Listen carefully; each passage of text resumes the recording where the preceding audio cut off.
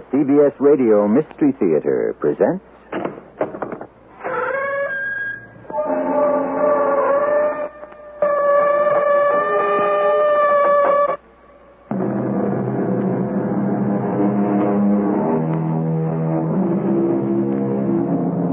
Come in. Welcome. I'm E.G. Marshall. The shot of accident. The dart of chance. How well we know them. From legend and from life. Who aims the shot? Who throws the dart? Who rolls the dice? Who spins the wheel? Who hurls the bolt? Someone? Anyone? No one? What happened? You almost drowned, Tony. This gentleman saved your life. How did you happen to be here? Do you come to this beach often? Actually, I never go to the beach. Oh, what made you come here today? I don't know. It's just that something seemed to say, go to Plum Beach today. Something said? Yeah. Something, don't ask me what, said.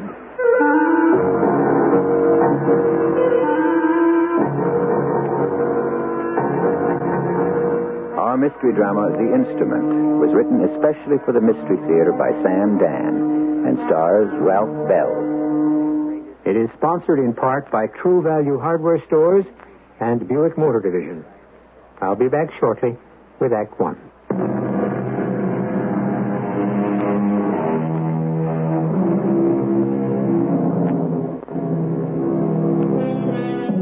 His name is Anthony Warlock, and he has long ago stopped trying to convince people that it's his real name, the name he was born with. Parish records in Cornwall and Devon show Warlocks going way back to the late 1200s. The problem is that the name is too fortuitous because Anthony Warlock happens to be a writer who specializes in mysteries, mostly of a supernatural or occult nature. For 20 years now, Anthony Warlock has been writing his cryptic novels and short stories filled with mysticism and symbolism. But it has suddenly occurred to him that the most mysterious of all worlds is not one that he may conjure in his imagination, but this one, the world he lives in. Tony? Just this last sentence, Ruthie. Yes. Listen, Ruth. Mm-hmm. And now he gazed upon the face of death. The dark face of death. It was a face of compassion and kindness. Suddenly he understood that death was not the villain, but the hero of the drama. Death, the healer of sorrows. Death had come not to take, but to give rest and joy and peace everlasting. How do you like that? It's all right. All right. Oh, well, I can buy death bringing rest and peace everlasting. But joy? Well, I needed that speech rhythm. Da, da, da, da, da, da, da, da, da, da, da. We'll find another da-da. Yeah. What time is it? 1 minute to 8, exactly. And you better be out of that door in 5 seconds. Well, I'm all ready. I'm wearing my sneakers, my sweatshirt. Here I go. I'll start at 8 on the head, as usual. Going to try to beat your record? No. I'll do my usual mile in 4 minutes, 32 seconds. How many men of 42 can even run a mile? All right, move. I'll be at Fielding's 4.5 minutes from now on the dot. Do you want anything? Oh, just the morning paper. All right. Oh, that has to be for you, Tony. Oh, damn it. Nobody I know is up this early in the morning. Now, go for your run. Whoever it is can call back No. later. It has to be Harrison. I better talk to him. Hello. Yes, I thought it was you, Dick. Well, they give me an advance on it. Oh? Well, it's not all that much money, but if they'll spend something on promotion... I have an agent. His name is Dick Harrison. He was very excited. He said he had a new publisher lined up, and he couldn't wait to talk to me about it. We were on the phone for an hour with a great many details that I'm sure would be of no interest to you. And finally, I was able to hang up. Well, what's up? I'm not sure. What'd he say? Now that I think about it, not very much. But surely he had a reason for calling. It was a typical Dick Harrison reason. Maybe. Perhaps. Perchance. It's possible. On the other hand... But it all adds up to nada. Garnished. Nothing. Oh, I don't know. There's a needle somewhere in that haystack. Poor Dick. He has to keep proving he's really out there fighting for you. Oh, why don't you change agents? No, I don't know. I'm used to Dick. But he never does anything for you. But I'm used to the way he never does anything. Tony. I can't go around breaking in new agents at my time of life. But what has Dick Harrison ever done for you? Hey, how about a cup of coffee, huh? Don't you want to go out and run? Oh, it's after 8. Hey, did you hear a noise back there while I was on the phone? I'm not sure. I'm busy trying to make sense of your conversation. I may have. It sounded like an explosion. An explosion? Yes, I think so. I wonder what it was. Well, it could have been anything. Well, bring in that cup of coffee, and I'll keep going till lunch. If you're not careful, you'll actually finish that book on schedule. Yes, I'm getting into some bad habits in my old age. I placed a fresh sheet of paper in the typewriter. Began to write. Words started to come slowly. The ideas seemed fuzzy and ill-formed. My mind wandered from the story. It bothered me.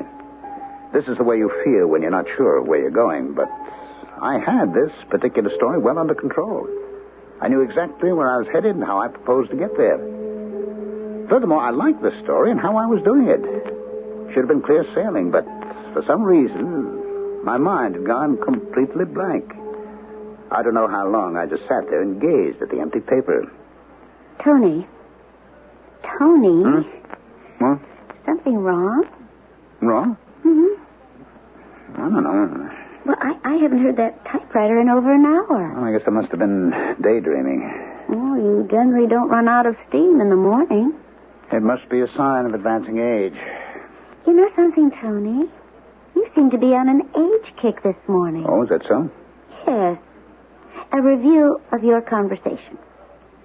You began by asking how many men of 42 could even run a mile. So? And then when I said something about getting a new agent, you replied you didn't care to break in another one at this time of life. Well, I'll say one thing for you. You really listen. And then you said you were getting into some bad habits in your old age. And just now, you mentioned advancing age. I didn't realize you were keeping score. So, Tony? Oh, I don't know. Maybe I just realized I'm 42. Oh, 42 isn't old. No, but 42 isn't 22. Not by a long shot. Would you like to be 22 all over again? Would you? Well, I never think about things that can't happen. Tony, something wrong? Yes, I suppose something is. Well, what? Everything. Everything? I see. Does that include you and No, me? No. We're all right. It's just... I just don't think I'm going anywhere. Oh, is this going to be the what did I do with my life lament?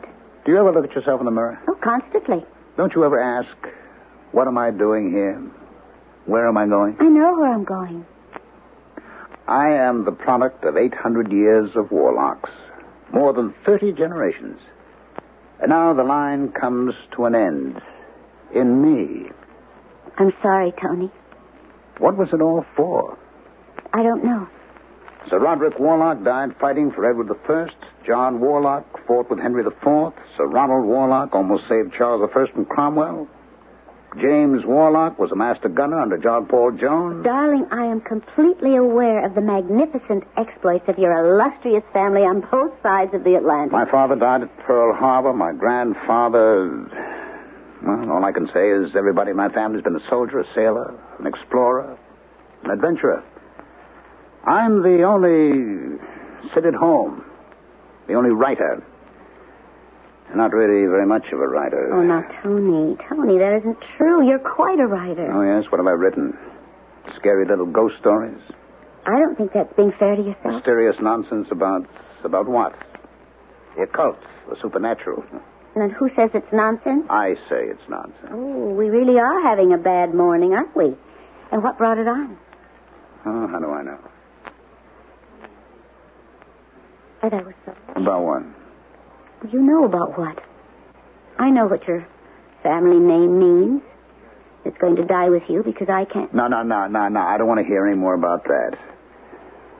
Ruthie, I'll tell you what bothers me. The fact that I'm a nobody. But you're not. I have a small talent. I have a small success.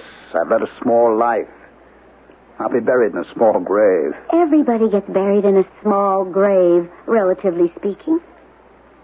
Let's play tennis. Good. Now, you've had your outburst for the year. Yeah, I suppose so. Look, Ruthie, about kids. I stand ready at any time to give you your option. I love you, Ruth. So please, let's never talk about it again, huh? Oh, incidentally, call Fieldings for me. Ask him to save me the paper since I didn't pick it up this morning. All right. We'll have lunch at the club, and you want to get in 9 holes this afternoon? Oh, sure. What a difficult life you lead. Tennis, lunch, golf. Hey, I work hard, too. That's funny. What's funny? Fieldings doesn't seem to answer. Oh, he has to answer. Well, maybe he's closed. Why would he be closed? Oh, you shouldn't have hung up. Maybe he's waiting on a customer. You know how he hates the sound of a ringing phone. Well, why didn't he answer? Hey, I thought we were going to play tennis. Well, let's stop off at Fieldings on the way to the club and get some papers. Say, what's that smell? Smell? As if something's burning. You know, I think you're right. Where could it be coming from? You know, while you were on the phone before, I thought I heard fire engines. Must be a big one going so... Tony, look out the window, smoke. Hey, that's coming from just over the rise toward town. It's kind of thick, very black. Well, what could be on fire? Let's find out. We got into the car and headed toward the village. As soon as we passed the bend in the road, we saw what it was. Thick black smoke was rising from the small clump of stores that made up the shopping center at Crosby Corners. All the fire equipment was out, and the sheriff's patrol car was diverting traffic. There seemed to be wreckage of some sort scattered all over the road. And then I immediately recognized it for what it was. The broken fuselage, the shattered wings of an airplane. Sheriff Pomeroy was directing traffic. You're not coming any closer, Mr. Warlock. Make a detour right here. Well, what happened, Sheriff? Well, you can see one of them small jets, private plane, come down and crashed right into Fieldings. Oh, good Lord. Anybody hurt? Yeah, 3 people on the plane, old man Fieldings, and some lady, we can't identify her, must have been one of the summer people. Oh. Dead? Yeah. Tony, look. What do you want me to look at? The clock. The electric clock in Fielding's window. In what's left of Fielding's window. You see, it stopped when the plane hit. That's right, Miss Warlock. Exactly 4 minutes after 8. 4.5 minutes after 8. See where the second hand is? Exactly 32 seconds after. Oh, Tony. Aren't you feeling well, Miss Warlock? You, better get her out of here. This place, it ain't a pretty sight. Ruthie? Yes. You want to stop somewhere, have a drink? No. Oh, Tony, do you realize what happened this morning? Yes. Every day of the year, rain or shine, you leave the house at exactly 8 a.m. You run a mile to Fieldings in exactly 4 minutes and 32 seconds. I know. And so at 4.5 minutes after 8, you're always standing in front of Fieldings. You've already picked up your newspaper off the stand, and you're looking at the headlines. That's what you do every morning. Yes. But this morning, you were about to leave. And at the last split second, you stopped. You didn't go. Oh, Tony, is there a reason? An explanation?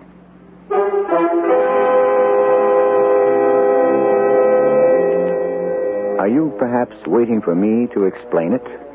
Well, at this point, I don't know. And even if I did, I certainly wouldn't tell you this early in the story. So I shall be back in just a few moments with Act 2, at which time we may find the answer, and then again, we may not.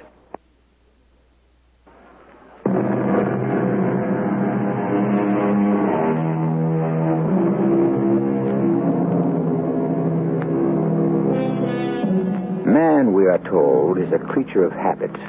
And surely Tony Warlock is no exception. Every morning, Tony runs a mile from his home to the general store in the village. He arrives there promptly at 4.5 minutes after 8. You can set your watch by him.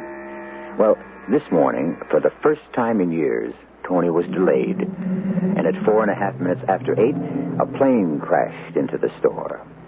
Had Tony been standing in his usual place at his usual time, but he wasn't.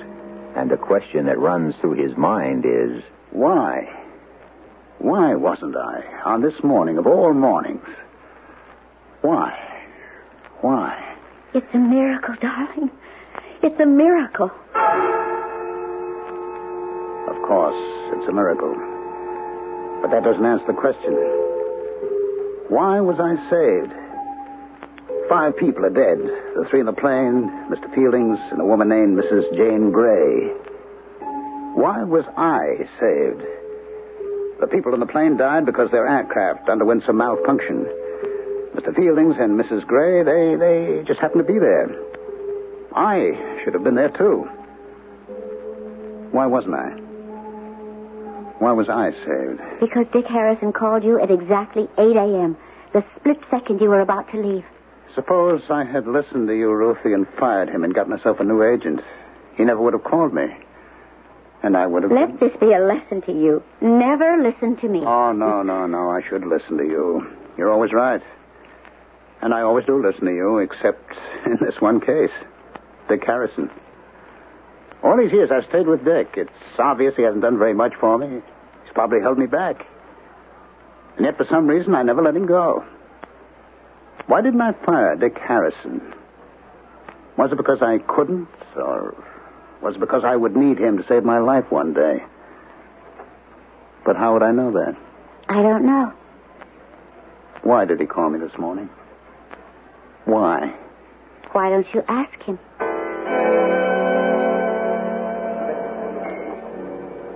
Hey, Tony. Oh, I'm sorry I'm late. It's all right, Dick. I never expect you to be on time. Oh, it was all in your interest, Tony, baby. I was with this top Hollywood producer. He's crazy about your books. And we're just about ready to talk a deal. This is going to be 6 figures. What brings you in from Rupeville into the big town, huh? Dick, why did you call me this morning? Why did I call you this morning? Yes. Well, I had this deal. What deal? There was no deal. Now, Tony... Why did you call me? Well, To sing me another chorus of the same song and dance you've been giving me for years, is that it? Now, just a second. That was why you called me, wasn't it? Just tell me the truth, huh? Okay, Tony. Maybe it's time you got yourself another agent. At 1 minute to 8, you picked up your phone. Tony, look, okay, I saved your life that time at the beach. You dialed my number. Well, you more than paid me back. Look, I get you publishers, but nobody. Well, you couldn't get by yourself, and as far as the biggies are concerned, you know you need an agent with more clout than me. Why? Why did you dial my number at 8 this morning? Tell me, Dick, tell me. I said I don't know. Now, think, Dick, think. Was there a reason? Try to remember, huh? Tony, I'm going to level with you. I'm scared. I've been bad for you, real bad. I've been playing on your sense of loyalty and gratitude. You know what I mean? I don't care about that. The reason, please. I got home last night. Must have been 4 this morning. I was with this dame. I tell you something. I must be getting old. Anyhow, I couldn't sleep. I don't know why. I thought about you. Yes? For hours, I kept tossing and turning and thinking about you. And why? And I know what's going on between you and Ruthie as far as I'm concerned. I've been getting a free ride. I know that. And lots of times, maybe my conscience bothers me. Maybe I've been hinting around you could do better elsewhere, but... But what? Well, lately, things haven't been breaking too well. I mean, the kind of thing I'm supposed to be good at. You know, singers, actors. I'm losing clients there, too. Today, you got to be a big organization. You have to be able to put packages together. Please, Dick, don't get off the subject, huh? So I need you, Tony. I really need you. Dick, just tell me why you called me this morning at 8 o'clock. Oh, I'm getting older, Tony. Get to the point, please. This is the point. Last night, I suddenly realized I'm... You know how old? Guess how old I am. I'm 42. Do you realize that? 42. Me. I'm 42. 42 isn't the end of the world, you know. It is. if you're going no place, if you haven't made it, if you realize all of a sudden you're never going to make it, never. What have I got?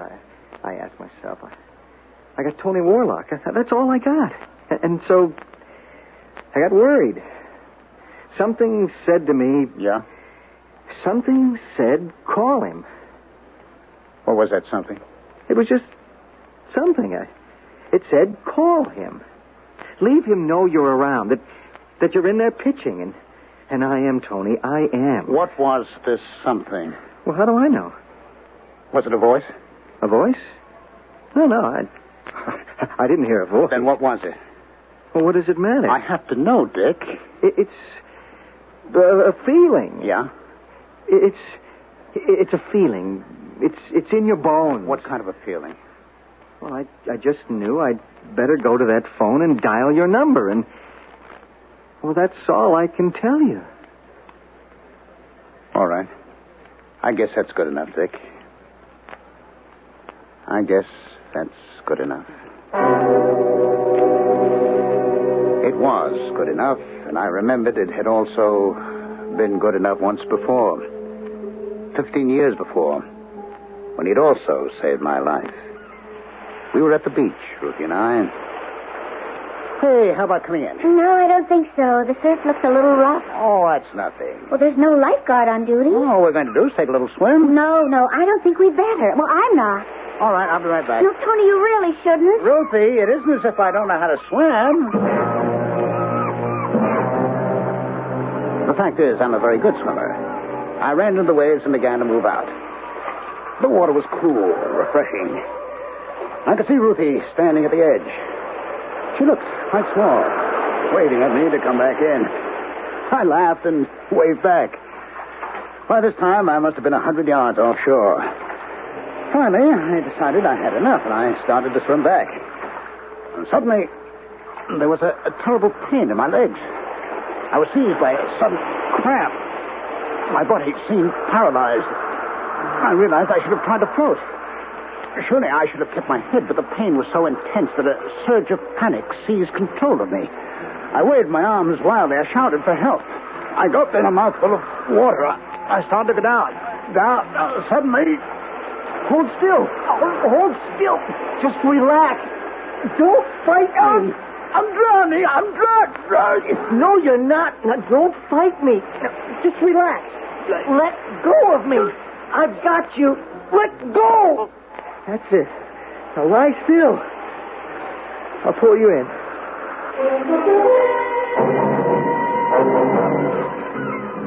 Oh, how can we ever thank you, Mr.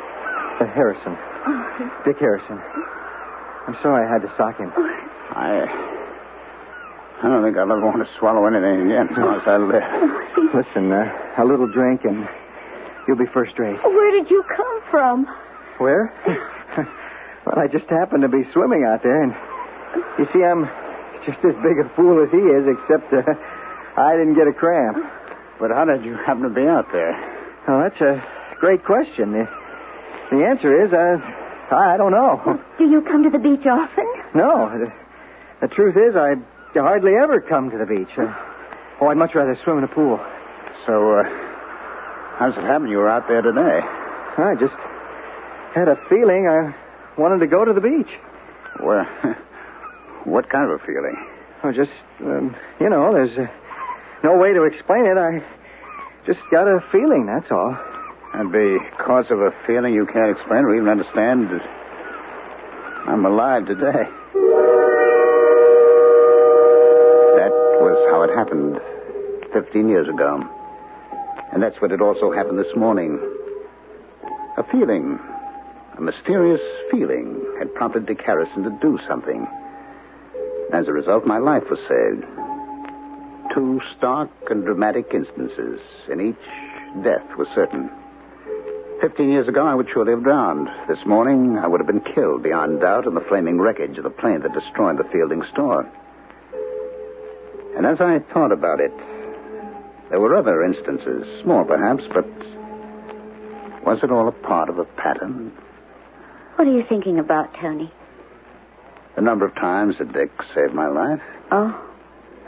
Well, the first day we met him at the beach. This morning, of course. Oh, there were others. I don't remember others. Twice in 15 years is good enough. Oh, I remember some years ago. I lent him the car. Yes? When he returned it, he said, take it in to be looked at. Well, I don't remember that. Well, he checked the brake fluid. It was practically all gone. I had a leak in the master cylinder. Oh, yes. I could have stepped on the pedal and discovered the hard way that I had no brakes. Of course. Suppose we'd have had to make a sudden stop, or we might have been going down a steep hill. Well, you can write the ending to that little script yourself. But I'll never forget what he said to me that day. Thank you, Dick. It's a lucky thing you found out about the brakes. Yeah, I guess it is. I'll have to become more like you, Dick. Oh, in what way? I'll have to be more careful about a car. Check it out carefully, the way you do. Well, I'm not careful at all. Yes, but you actually went to the trouble of checking the brake fluid. Yeah, and you know something, Tony? I never did a thing like that before. What are you saying? Well, I practically never look under the hood. You don't? No, I just get in and drive. Well, what made you do it this time? I don't know. I just got a feeling. I just got a feeling I'd better look under the hood. That's all I can tell you. I just got a feeling.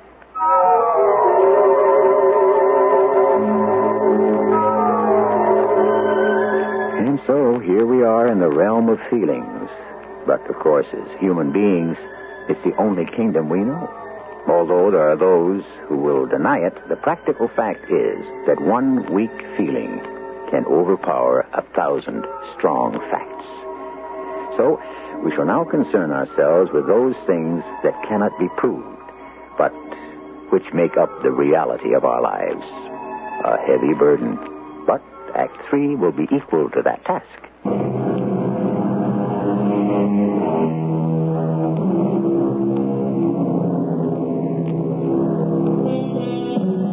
I cannot believe, said Albert Einstein, that God chooses to play dice with the universe. But yet, if life is not a game of chance, what is it? It's been likened by some to a song. All right, we can buy that. But even here, is it precisely orchestrated?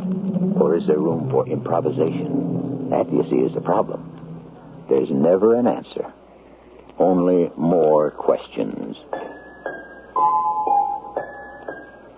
On 3 occasions, Dick Harrison had saved my life. Could these have been accidental interventions? 1, perhaps. 2, maybe. But 3? And these were 3 that came rapidly into mind. Had there been others? Less dramatic, not quite so obvious? Yes. Yes, we had planned a cruise, an around-the-world cruise, some 6 months in advance, on the strength of an assignment Dick was supposed to have gotten for me. I remember the day he came to see me. Oh, Dick, come on in. Oh, hi, Tony. Did you bring the contract? The contract? For the motion picture rights. Oh, that contract. You know, I think I will write the screenplay. Look, Tony, I know what the book really should say. About the contract. Uh-oh. Well, there was this problem. Mm-hmm. Which problem? I thought there were no problems. Everything was set. So all I had to do was sign it. Well, they weren't sure. What weren't they sure about? If they wanted to do a book about... About what? About, you know, this mystic stuff you write about. Anyhow, the deal's off for a while. Oh. I'm sorry. We'll get another one. Yeah, sure. No, I mean it. You'll see. I guess I'll have to break the news to Ruthie. She was really looking forward to that cruise. Well, like I said, Tony, I'm real sorry. It was for next August. We had the book 6 months in advance. I already sent in the deposit. Well, you know this business. Who was it that said, there's many a slip between the cup and the lip? Yeah, but you'd already told me that I was actually drinking. Well, you know what I believe, Tony. I really and truly believe that everything happens for the best. I had a hard time convincing myself of that. And an even harder one convincing Ruthie. But after a while, we both forgot about it. It must have been some 6 months later. Ruthie called my attention to a story in the paper. Look at this, Tony. Fire on cruise ship, the SS Paradise Island, en route to... Why is that name familiar? Oh, I know. We were supposed to be on that boat. The SS Paradise Island, that's right. Anyone hurt? No. Oh, yes. One person. He died. He was in his cabin. Well, that's all. The only casualty. Died of smoke inhalation. Fire was in a ventilator. Well, just think. We would have been on that cruise. Well, the boat got back to normal quickly enough, according to the paper. Another one of Dick Harrison's great triumphs. Why do you stay with him? I often ask myself the same question. And what answer do you come up with? I don't know. That was, 10 years ago? At least. And I'd forgotten all about it. But now I had to find out. We had booked passage on that cruise ship, and because of Dick's failure, carelessness, whatever. But because of Dick, we had canceled the trip. And then there had been a fire on the ship. One man had died in his cabin. Just one man. There had been just this one casualty. But one could be enough. If you're the one. I had to be sure. What are you looking for? Oh, these check stubs and receipts. My goodness, Tony, don't we ever throw anything away? Well, why should we? Why? Because you get all cluttered up with paper. Would you throw away a drawer full of old snapshots? Of course not. Oh, you said so? Why not? Because they tell the story of your life. So do these old pieces of paper. But what are you looking for? Yes. Received from Mr. Anthony Warlock the sum of $100 as a deposit for cabin B37. SS Paradise Island World Cruise leaving New York August 23rd, 19... Oh, I remember. But why didn't we go? I forget. Ruthie, I have to go to New York tomorrow. Oh, but it's so hot. Well, I have to go to the library. The library? It's the only place I can think of to get some special material. I couldn't tell her the real reason I was going in. I'd seen in the paper that the SS Paradise Island was in port, getting ready to sail on another cruise. I had to find out about a certain cabin. I just had to. And after I got off the train, I went right to the west side where the Paradise Island was docked. How was I going to find the answer to my question? Anyway, I joined the happy, noisy crowd and walked aboard. I was looking for a crew member, not an officer, but an older person who liked to talk. Well, she found me. An elderly, chubby, good-natured stewardess. Trying to find your cabin, sir. Yes, I'm trying to find my friend's cabin. I've been invited to a bon voyage party. Oh, there's no end of them. What's your friend's cabin number? Well, no, I don't remember. Tell me his name. I can look it up on the passenger list. Well, it's not my friend's cabin exactly. It's his friend's. And he invited me to his friend's party, and I don't know his friend's name. Well, I suppose you'll just have to search the ship. Hope you find him before we sail. This is a beautiful ship, isn't it? Oh, my, yes. I've been with her since she was commissioned 12 years ago. Haven't missed a single trip. I was on board here, to say farewell to a friend about, must have been 10 years ago. Were you? Yes, I remember, because that was the trip she caught fire. No, she did not. There was a lot of smoke and all, but it was a ventilator problem. But one of the passengers died, didn't he? Yeah. Poor man. I knew him. I was assigned to his cabin.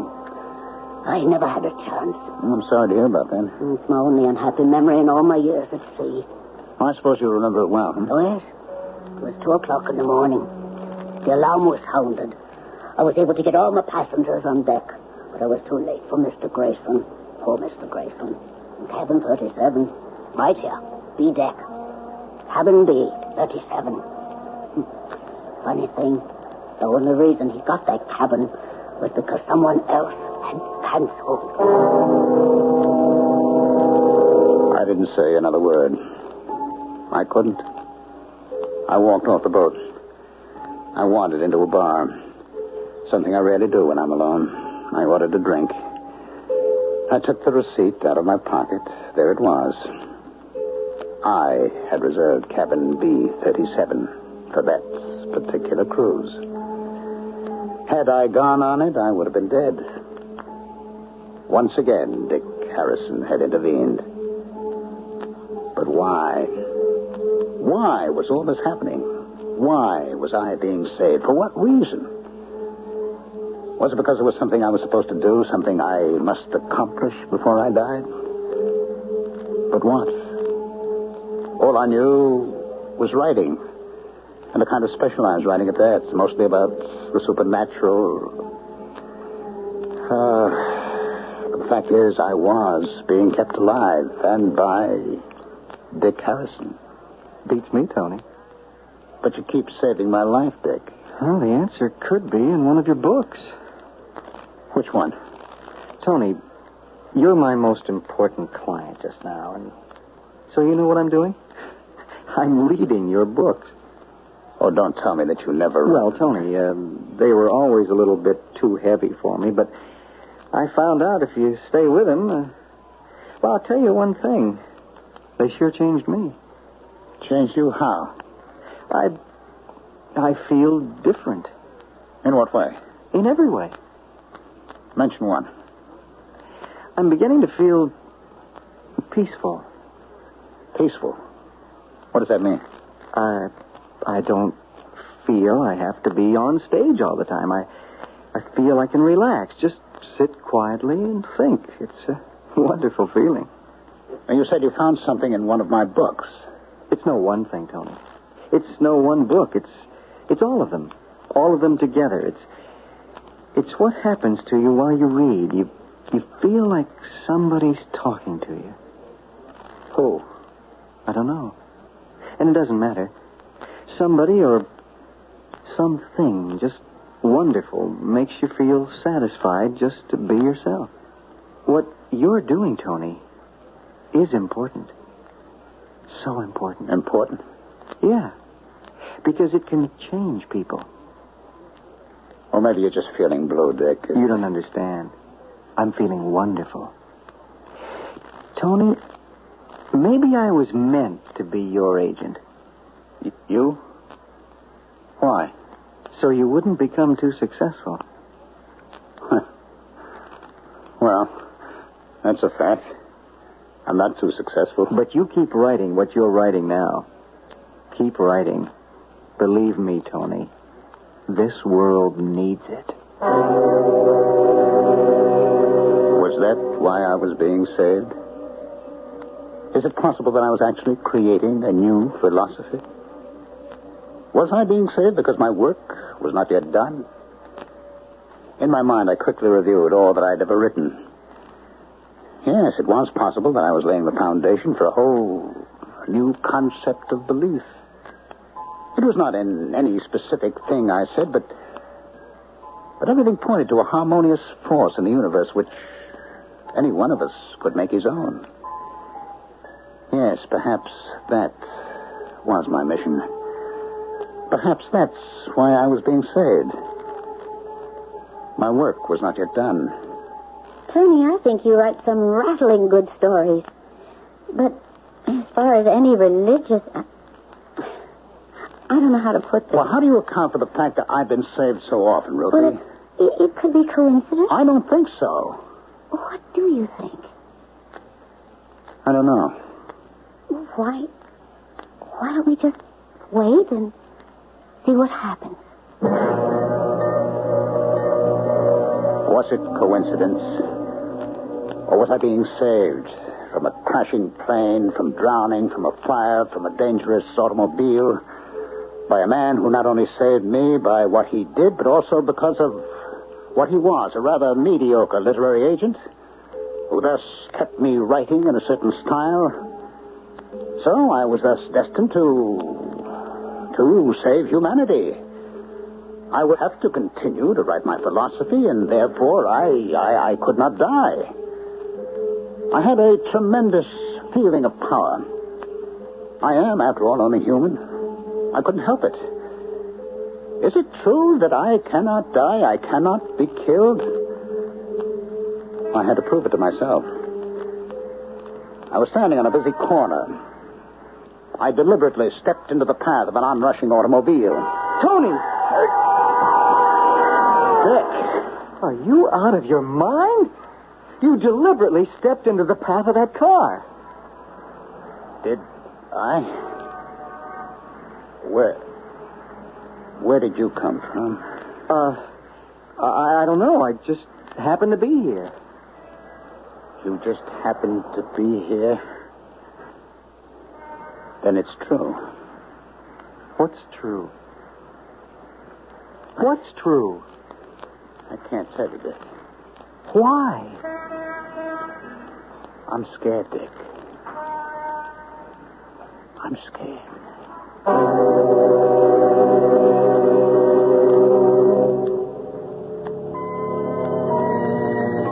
The end of the story? We don't know. That is, we don't know yet. This is, after all, a contemporary story, and perhaps we'll find out in 5 or 10 or 20 years. Why not? This kind of thing has been happening all through history. Every now and then, someone comes along, usually out of nowhere, and changes the thinking and or the beliefs of the world. I may have something to spur your thinking in just a few minutes.